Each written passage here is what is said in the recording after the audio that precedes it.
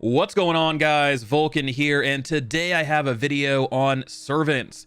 So this has been one of the most asked questions that I've gotten, so I decided to make a video on it. The servant system is a pretty big part of V Rising. Now, you don't have to do anything with it if you don't want to. You don't have to, but it's something that is going to make your life a little bit easier. So let's start from the beginning. So servants are like these guys we see walking around here, like Barney, right?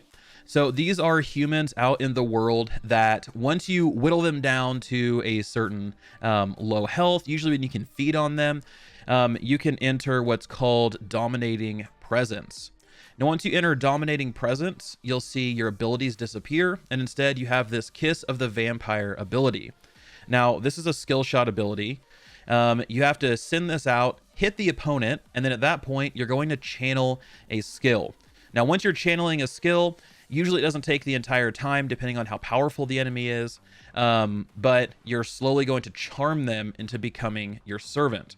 Now, while you're doing this, you can still be attacked, you can still be killed. I was trying to charm a militia brawler, and he was still a skull. He ended up charging me and killing me. So you're not kind of stunning them, you're not doing any of that stuff while you're trying to charm them. Instead, you're basically opening yourself up for attack. So just keep that in mind. Don't think it's just once you hit him with that, it's game over, because it's not. Now, once you get your servant, you bring them back and you put them in one of your servant coffins here. Now, if I open mine up, I can see Barney, not so great of a servant. I need to replace him. But you can do a couple different things. When you have one, you have different things down here. You can summon him to the coffin. You can terminate him to free up the coffin, because each coffin can only have one servant, which is why you want multiple coffins for multiple servants. Now, for the first time, you're just going to put him in here, and it's going to have a big button that says convert. That costs a little bit of blood essence.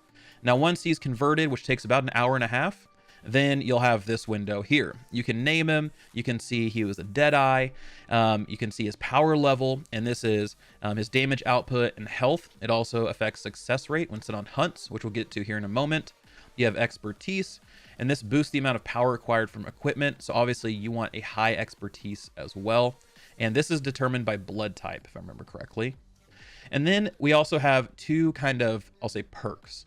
So because he's a Deadeye, he's kind of a hunter, he's going to reduce the difficulty by 100 when hunting areas inhabited by creatures and demons. So if you send him into an area that has creatures, things like, you know, a mine, things like maybe a quarry or a cemetery, they're going to have those wolves and things like that. This is going to help out. And then because he is captured in Farbane, he's going to get a big boost to success rate in Farbane Forest. Now, what I've noticed is depending on where I capture them is kind of where you're going to get the benefit. So if you capture someone in Dunley and convert them, then they're going to give you a bonus for things in Dunley. So that's kind of how that whole thing works. Now, the tracking expertise, or this skill right here, will change depending on what type of NPC that you grab. So again, this is something that you can go out, you can kind of capture one or two, see what you like. Maybe there's a perk that really kind of works well for you. But either way, this is how you can kind of check to see what Barney's up to. You can also see his activity down here. He's currently patrolling the castle grounds. Now, if your servant dies, you can also resurrect him from there.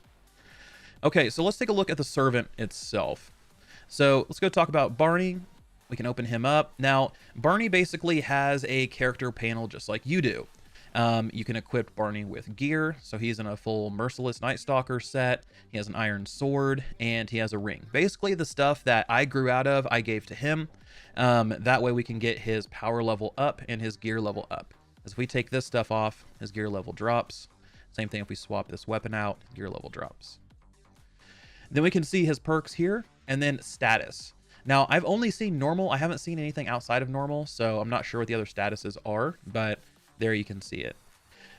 Now let's talk about what you can do with Barney. So Barney can either do what he's doing now and just kind of walk around your castle, and anybody who comes in here, he'll attack. So that's something. He's basically a very cheap defense mechanism. Now on PvP servers, this is going to be a little bit more, I'd say, important.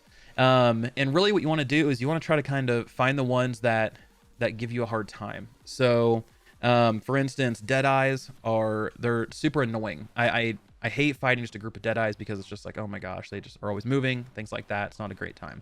So you can grab some Deadeyes. If you want to go into like the deeper, the more higher level territories, you can grab some of those NPCs because they have a larger skill set, larger move set. But for the most part, grab some ones that you think are going to be the most efficient at protecting your castle. Now let's talk about the throne. So once you set the throne down, you can actually sit in it, and from here you can send people or servants on hunts. So right now it's all the areas I've discovered, and you have different POIs, right? So if I wanted to send Barney to the haunted iron mine, there's a couple different things that pop up here. So one, tenacious strength, so it's going to reduce the difficulty by 100 when hunting in harsh environments. This is something that you want for the iron mine. So you want to look for a servant with tenacious strength if you want to send them there. You want to look for a Dunley Farmlands hunter, which is again what we talked about earlier. Instead of the Farbane forest, we have Dunley Farmlands. So this is going to increase our success chance by 20%. And then this number here, 500, this is not the average of all three. This is actually what you need for each one. So if you were to send 3 servants, they would need to be 500. So if I send Barney, hold on, he has stuff in his inventory. So if I were to send Barney on a hunt up to the haunted mines, he's a 367, 0% chance. He has no matching perks. He is way under the gear level, and it wouldn't be great. So instead, let's go ahead and remove him. Let's look at something he is good at. So like the Forgotten Cemetery, for instance. 400, we have Farbane Hunter, and we have Tracking Expertise, Farbane Hunter rather. So you can see there's a green circle around both of these. So there you go, success chance 100%. He eclipses the requirement here. And down here, you can actually slide this. So this will lower the hunt duration, you can see. So you can go up to 24 hours is how long he's going to hunt for. But it's going to give you a plus 20% success rate because it's carefully planned. Now you can go down here and just do middle of the pack for yellow, and it's going to give you an 8-hour hunt duration, but it's also going to increase your chance of injury. And then if we go down, we go to reckless in the red, it's shorter, you have a higher chance of injury, you have a less success chance rate, and you're also earning less loot. Now, once you send them on their hunt, you can cancel it. You just go back to this window here and click cancel. So you don't feel like you have to commit to it. So if you get to a few hours in and you really want that servant back, you can always get them back. Now, once they return, you're going to have a little icon above their head. So just like you saw here, this means all of his inventory, or he has something in his inventory that you need to grab out. So earlier he came back from his 24-hour hunt and he had clay, he had a couple gems, he had plant fiber, 14 grave dust, 85 morning lily, and then a bunch of bones. So wasn't like the best haul in the world, but at the same time, he's hunting somewhere I don't really need him to hunt. And this is the important part. You want servants, yes, that are, annoying and they're going to be impactful for defending your base, but at the same time, you want servants that are relevant to what you need. Because I can't send him into Dunley or anything beyond Farbane, then really he has no point for hunts. I need to go get another servant that's a little bit more relevant and then convert them and then equip them with all my stuff and then send them out into hunts. So those are kind of just some tips and tricks and really how the overall servant system works. Now, the one thing I will say that I didn't cover here is how to actually get servant coffins. So servant coffins cost 16 plank, 8 copper ingot, and greater blood essence. Now, if you haven't done it yet, or if you're not high enough level, greater blood essence comes from unsullied hearts. You need 4 unsullied hearts to put into your blood press, and then once you do that, it'll give you 1 greater blood essence. Now, if you're high enough level, you can go kill Tristan the Vampire Hunter.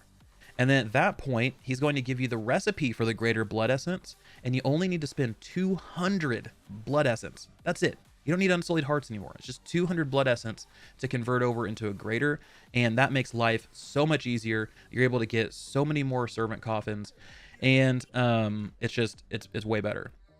Now, if you look at your castle heart, it'll show you how many servant coffins you can have. So at level 2, you can have 5. And then at level 3, I believe you can have 7. Anyway, I'm not quite there yet, but 5 is where we're sitting right now at a level 2 castle heart.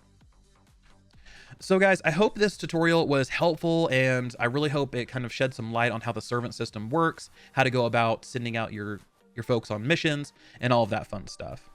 So if you guys have been enjoying the V-Rising videos, please like, comment, subscribe. It helps the channel more than you know. Thank you so much for watching. This has been Vulkan, and I'll talk to you guys next time.